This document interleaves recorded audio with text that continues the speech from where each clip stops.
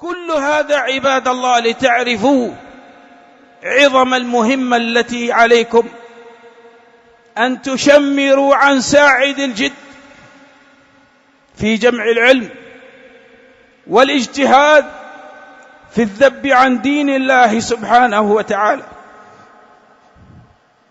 فالإسلام مستهدف،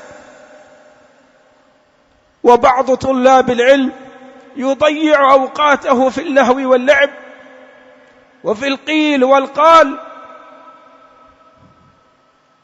نحتاج عباد الله إلى أن نقف مع أنفسنا وأن نحاسب أنفسنا، ما الذي قدمناه للإسلام وما الذي سننصر به دين الله جل وعلا. فإنكم مسؤولون.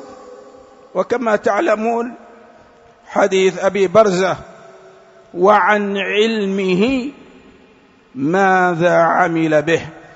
فنسأل الله جل وعلا بمنه وكرمه وجوده وإحسانه أن يعيننا على ذكره وشكره وحسن عبادته، وأن ينصر بنا دينه، وأن يرفع بنا رايته، إنه ولي ذلك والقادر عليه، والحمد لله رب العالمين.